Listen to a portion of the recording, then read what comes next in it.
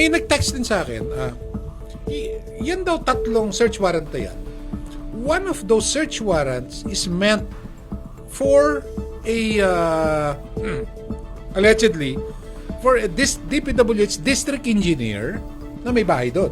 May pang-aabuso kasi sa pangyayaring yon. So hindi mo maalis na isipin natin na baka may someone behind or meron ba tayong dapat pang katakutan? Baka meron tayong hindi alam na nangyayari na? Kailangan ba mag-overkill lang gano'n for a search warrant? In fact, although hindsight na ito, pero thinking ko kagad, bakit naman ganun karami sumama? Sana konti lang. Diba pag in-overkill mo isang bagay, you might just make him a bigger hero. Alas 5 ng umaga. Okay. Paggising mo, yung mga papasok mga bata, makikita may nakaman na mga sundalo, heavily armed, sa isang tahimik na barangay. So, sino ba naman ang hindi magugulat o matatakot, no?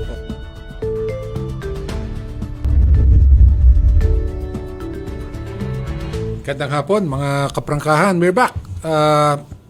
Meron pa kasi naiwanan na isang issue na mainit pa rin talaga.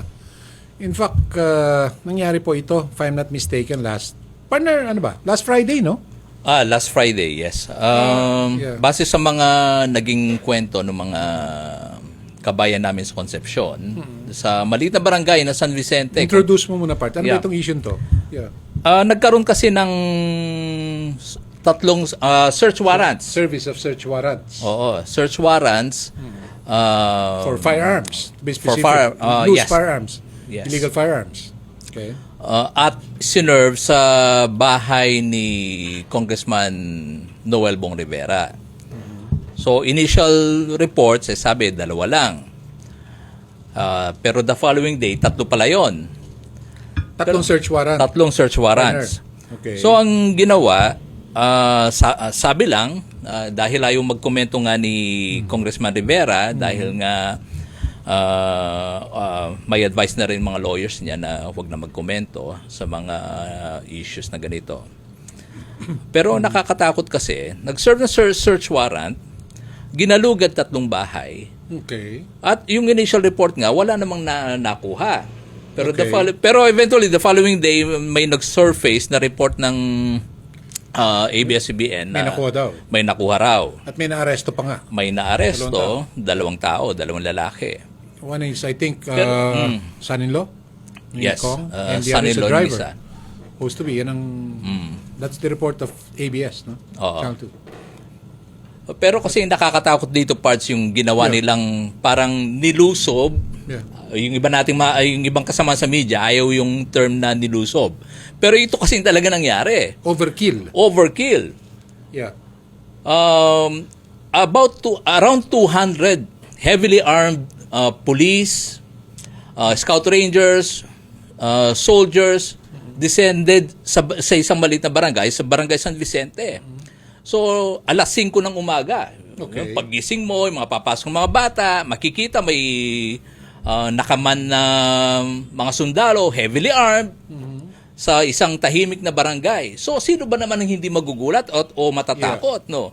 May mga reports nga na maraming mga bata hindi pumasok ng araw na yon dahil nga natakot yung mga magulang, natakot din yung mga bata. Yeah. So, okay lang kung magsiserve ka ng search warrant, pero ganong kalaking puwersa ang gagamitin. How can you justify, no? There's just no justification. Kilala si Congressman Bong Rivera as a soft-spoken, matulungin na tao. Pero partner, I think, nandun na tayo.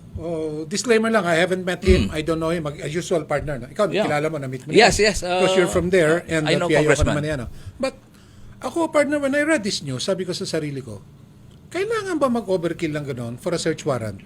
In fact, although hindsight na ito, pero thinking ko kagad, bakit naman ganun karami sumama? Sana konti lang, 5, 10. Tapos, hinayaan siyang mag-refuse. Kung mag-refuse man siya, hindi siya nag-cooperate sa search, may protocol naman ng search Dadaka barangay, so on and so forth. Kundi siya nag-cooperate, doon na dapat nag-rest back. But, yun na nga, sabi mo nga, alas 5, overkill, ganun karami, to search several houses, congressman pa man din, na wala naman background o record niya na may private army yan o may correct, armed yes. Nako, ano ito? Kakatakot. It's really chilling. Kakatakot. So, It's even worse than martial law. may pang-abuso kasi sa pangyayaring yon. So, hindi mo maalis na isipin natin na baka may someone behind or meron ba tayong dapat pang katakutan? Baka meron tayong hindi alam na nangyayari na? Partner, prangkahan tayo eh. Tatanungin na lang kita. May speculation naman talaga that obviously there's really someone behind.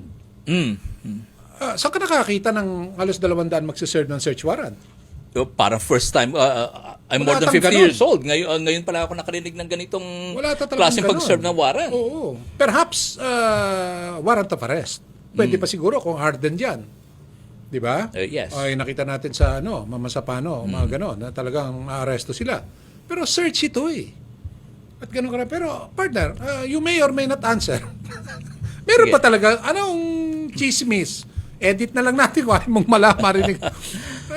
Who is behind this? Para kasing may concerted efforts against sa mga party members ng Nationalist People's Coalition dito sa Tarlac. Ganun ba yun? Yun Tibay na- ng NPC. Kaya mo bang Ito yung person kaya na... mo bang galawin yan? Tibay niyan. Di ba? NPC, yes. Halimbawa, si Senator Tito Soto. Sino pa ba?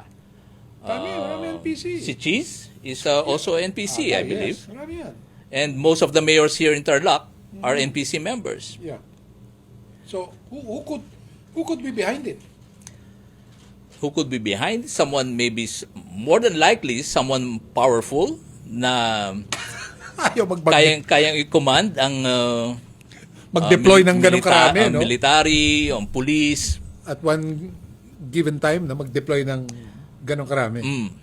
Napaka-unusual So, kasi. wala kang any personality in mind? Kung sino siguro yung nag-oppose o kung sino makikinabang, Ay, kung talaga, mawala o mawala sa posisyon ng mga NPC. Partner, wala akong alam din. Nakikinig lang ako sa inyo. Pero yun lang, purely speculations kasi. I think it's premature na Yeah. and very irresponsible na banggitin Okay. ang pangalan ni Gib. So, yeah. You shouldn't mention his name, that name. Or ikakat naman ni anybody's name for that matter. Pero, alam mo, but talaga, sana naman, wag naman ganun overkill. Whatever tactics gamitin ng mga politiko, sana show a little, propriety and sensibility sa komunidad. And mind you, hindi ko, nasabi ko, hindi ko kilala yan si Rivera, pero BI ko dyan, background check ko, folkier yan. Magandang imahin yan. You notice, partner, I'm not delving on the issues. Hindi ko alam talaga kung may kalokohan nga yan, contractor, whatever. I'm not in a position to comment on that. And that's another matter. Actually. Exactly. Yeah. Legal matter naman yan. Yeah. Pero we have to also consider, ano naman itong taon to? May following din yan. You don't wanna, alam mo, pag in-overkill mo isang bagay, you might just make him a bigger hero. And you don't want that also. Di Alam ba? mo yung sa ginawa kasi ng pag-serve ng warrants na to. Oh. Yung naging parang deponent Yung is, pala, partner, sino ba yung deponent niya? Meron ba? ang nakalagay Sino kasi kaya? may nag-feed sa atin ng copy nung Yeah. yung source natin nagbigay ng copy nung isa sa mga search warrants. Okay.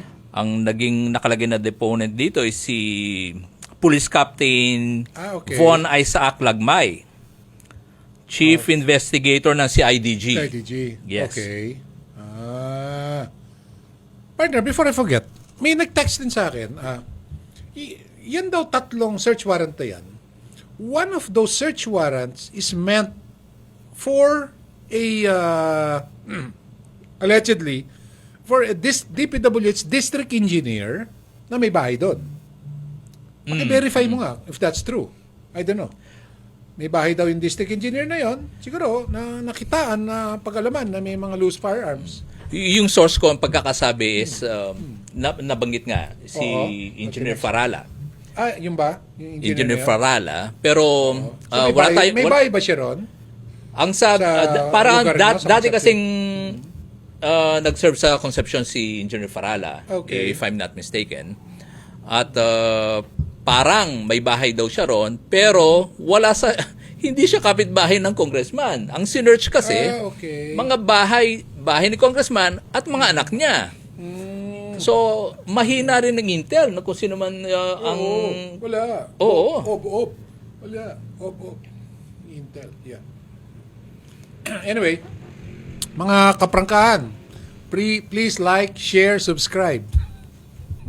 Partner, last words. Kung meron ka pa or... Kasi, partner, ikaw ang taga-conception ka eh.